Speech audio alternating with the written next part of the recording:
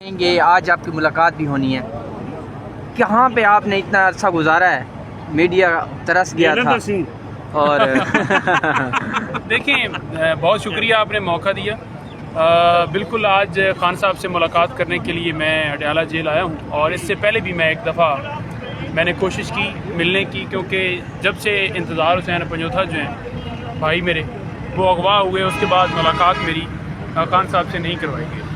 صبح سماعت تھی اور سماعت کے درمیان میں پہنچا ہوں، لیکن مجھے اندر جانے نہیں دیا گیا. کافی دیر میں انتظار کرتا رہا ہوں، اور ابھی میرا خیال میں ٹائم جو ہے وہ 3 سے 3:30 ہو گئے اور ابھی تک ملاقات نہیں کروائی گئی. ابھی جو لائرز کی میٹنگ ہے اس میں کوشش دوبارہ کر رہے ہیں، نام بھجوایا ہے کہ وہ جانے دیں.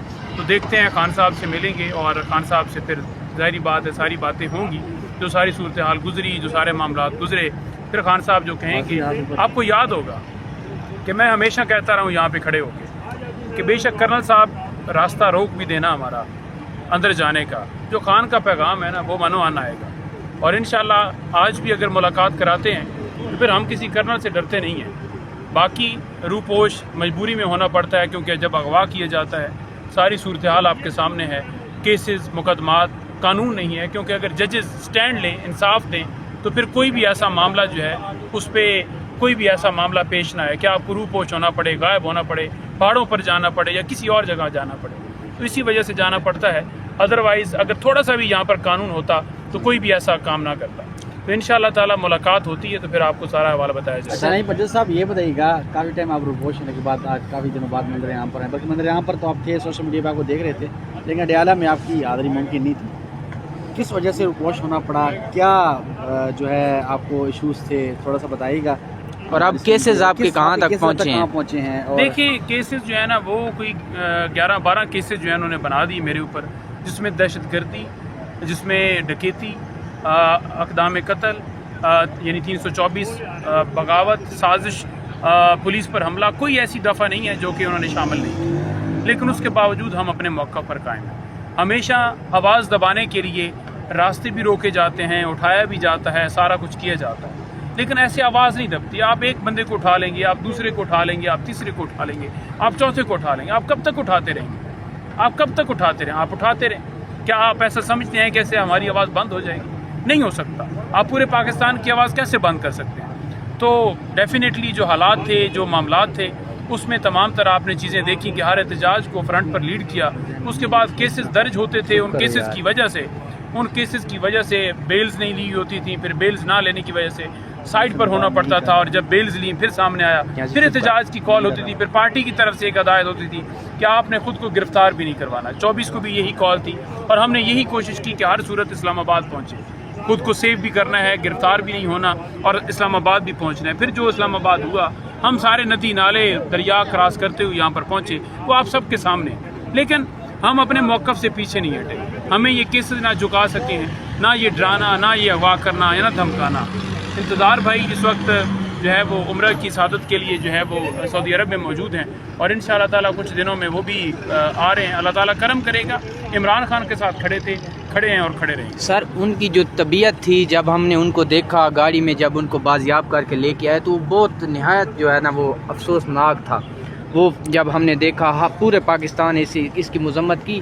ایسی کیا چیزیں تھیں جو ان سے نکلوائی گئی ہیں اس دور کے اندر کہ ان کو اوپر ٹارچر کیا گیا؟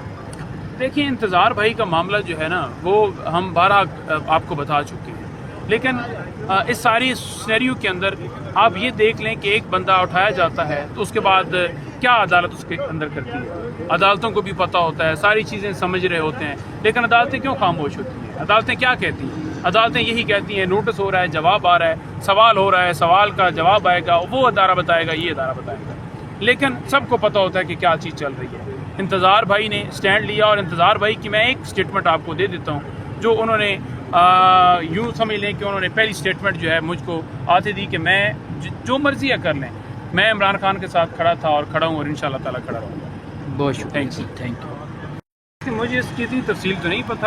شہباز شریف صاحب نے کا جو احتجاج کیا تھا، آپ نے وہ دیکھا تھا؟ جاپان میں کر کے احتجاج کیا جاتا ہے. شہباز شریف نے کیا احتجاج کرنا ہے؟ جو بندہ خود 5-10 ہزار ووٹ لیا اور اس کو دھاندلی کے ذریعے جو ہے وہ اس کے 1-2 لاکھ ووٹ کر دیے گئے ہیں، اس بندے کی کیا اوقات ہے؟ اور شہباز شریف اس کا نام تو ویسے ہی وہ پالشیا لکھا ہوا ہے، تو میں تو اس پہ زیادہ کیا کمنٹ کروں. شہباز شریف کوئی کمنٹ کرنے کے قابل بھی نہیں.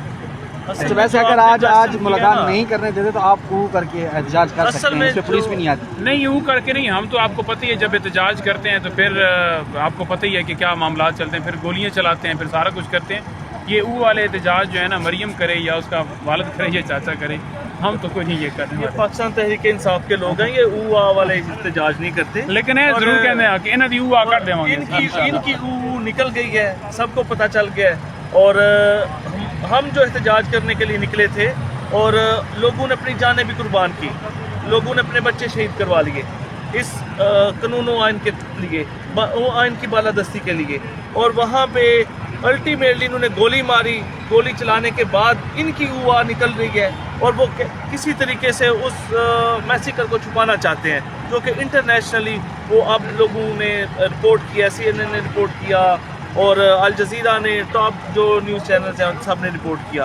تو یہ انشاءاللہ تعالیٰ ان کی جو او ہے نا اب کی ساری زندگی چلتی رہے گی. ہمارے احتجاج پاکستان کی بقا کے لیے ڈنکے کی چوٹ پہ ہوں گے اور ڈی چوک میں ہوں گے انشاءاللہ تعالیٰ. آپ کو ووٹ بھی کاسٹ نہیں کرنے دیا گیا، جو بار الیکشن ہوا آپ کے گارڈ کو بھی اغوا کر لیا گیا، ان سے لے گئے، کیا معاملہ پیش ہوا سیالکوٹ بار میں آپ کے ساتھ؟ اصل میں خان صاحب کے ساتھ ڈٹ کے کھڑے ہیں اور جب تک انشاءاللہ تعالیٰ زندگی باقی ہے خان کے ساتھ اسی طرح جرأت اور بہادری سے کھڑے رہیں گے. سیالکوٹ بار میں ووٹ ڈالنے کے لیے گیا اور وہاں پہ جو میری سیکیورٹی تھی، میرے گارڈ سے، میرے ڈرائیور تھے، گاڑیوں سمیت ان کو اریسٹ کیا گیا اور غیر قانونی طریقے سے ان کو تھانوں میں بند کر دیا گیا کہ میں وہاں پہ ووٹ نہ کاسٹ کرنے جاؤں. لوگ میری سیالکوٹ کے لوگ میری شکل نہ دیکھ لیں. جس طرح یہ لوگ سمجھتے ہیں کہ خان صاحب کی کا آنا باہر پاکستان کے لوگوں کو ان کا نظر آنا بہت خوشی کی لہر دوڑنا ہوتا ہے. اور میں خان صاحب کا ایک سپاہی ہوں، خان صاحب کا ورکر ہوں اور سیالکوٹ میں سمجھتا ہوں کہ الحمدللہ سیالکوٹ کی پہچان ہوں. تو وہ سمجھتے ہیں کہ سیالکوٹ سے اسے مطلب محروم کیا جائے گا، اس کی آمد کو نہیں آنے دیا جائے گا. تو کیا فرق پڑتا ہے؟ ہم تو کھڑے ہیں، ہم کھڑے رہیں گے انشاءاللہ تب جب تک جان باقی ہے، ہم تو پیچھے نہیں ہٹیں گے. یہ لوگ سمجھتے ہیں کہ خان صاحب کی کا آنا باہر پاکستان کے لوگوں کو ان کا نظر آنا بہت خوشی کی لہر دوڑنا ہوتا ہے. اور میں خان صاحب کا ایک سپاہی ہوں، خان صاحب کا ورکر ہوں اور سیالکوٹ میں سمجھتا ہوں کہ الحمدللہ سیالکوٹ کی پہچان ہوں.